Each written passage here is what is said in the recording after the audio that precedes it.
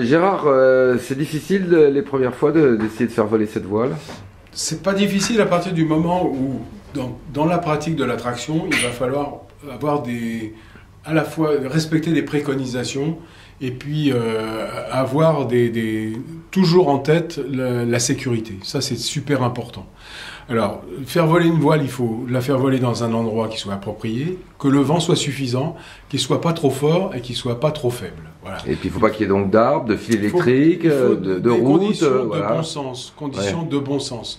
Donc ça veut dire que si on est sur une plage où il y a 5000 personnes au mètre carré, il vaut mieux manger les gaufres, mais pas faire de l'attraction. On est dans un endroit dégagé. Et après, on va veiller toujours à ne pas être surtoilé. C'est ça le plus important, c'est-à-dire avoir une très grosse voile par un vent fort. Quand on débute, c'est très compliqué et voire dangereux. Quand on a une petite voile dans un vent faible, c'est quasiment impossible. Donc il va falloir harmoniser en fait ses désirs avec son matériel pour pouvoir le faire voler dans de bonnes conditions.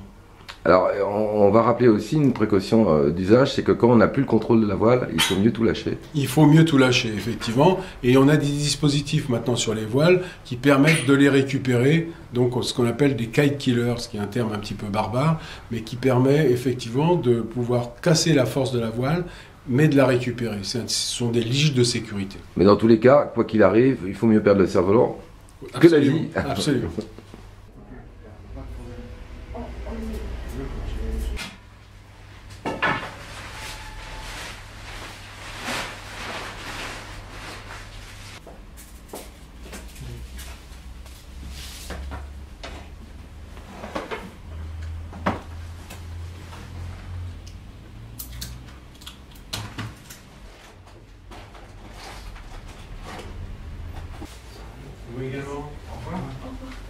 Gérard, au niveau de la sécurité, justement, il y a une discipline, une pratique que vous n'aimez pas trop, c'est le jump. Pourquoi? C'est pas que je l'aime pas trop, c'est que c'est une pratique qui s'est généralisée et en fait qui est très dangereuse. Le décollage, il n'y a pas de problème, c'est toujours les atterrissages. Tous ceux qui ont pratiqué ou qui connaissent des gens qui pratiquent le jump ont pour exemple des accidents avec des genoux qui sont en l'air, des chevilles qui sont en l'air et quelquefois des choses qui sont beaucoup plus graves. Donc je dirais que ces pratiques doivent être effectuées par des gens qui sont très expérimentés, dans des conditions... Guidés peut-être. Ouais, déjà guidés, mais en même temps très expérimentés au niveau des pratiques de voile et surtout dans des conditions de vent qui sont des conditions de vent régulières.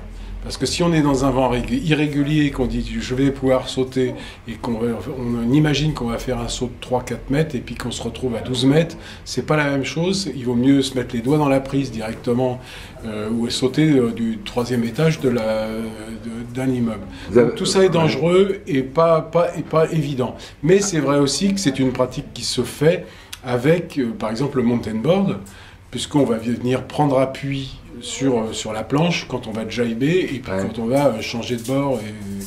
Donc c'est pas formellement interdit. Moi je l'interdis pas. Ce que je veux dire, c'est attirer l'attention sur le fait que la pratique de la voile et du cerf-volant de traction, c'est pas toujours un petit peu comme en kitesurf quand vous ouvrez les magazines de kitesurf, il n'y a pas une image où le pratiquant de kitesurf, il est les 4 fers en l'air, en train de faire un saut périlleux arrière avec ses oreilles, au-dessus des rochers ou au-dessus des trucs. Ça, c'est pas possible pour celui qui débute.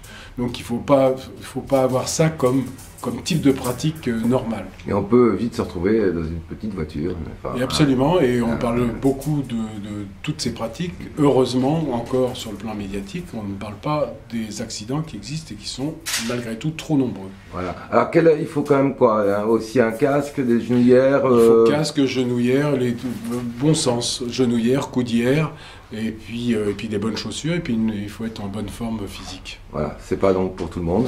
Alors, quelle voile est pour qui, en fait? Bon, les voiles, en fait, quand on débute, il faut avoir des voiles avec des profils épais, qui sont des voiles stables, qui vont permettre de faciliter la pratique, qui vont amortir les coups de vent. Et puis après, donc ça, on va dire pour tous les débutants, au niveau de la forme. Au niveau de la surface, pour un adulte, il faut être pas en dessous de 3 mètres carrés parce que ça va être un petit peu difficile dans des vents faibles, Ouais. pas au-dessus de 6 mètres carrés ou au-dessus de 5 mètres carrés pour des vents un peu soutenus après. Donc je dirais que quand on débute, pour un ado, il faut être 3 mètres carrés. Pour un adulte, 4 mètres carrés, voire 5, en fonction de la région dans laquelle on le fait. Et puis après, tout ça va être assujetti à un budget. Donc c'est de toute façon le budget qui va décider. Parce qu'on reste tous d'avoir des Rolls pour le prix d'une Twingo, c'est jamais possible. Alors avant de parler du budget, l'âge, à partir de quel âge pour l'attraction? L'attraction, il faut au moins ado, quoi. Vraiment ado. Hein, Moins de 10 ans, non? Oh non, non, moins de 10 ans, non. Non, moins de 10 ans, 10 ans, non, moi je dirais 15 ans. De 15 à 18, on peut commencer, mais pas en dessous, parce que après, on n'a pas suffisamment d'expérience. C'est pas quelque chose qu'on va commencer comme le cerf-volant.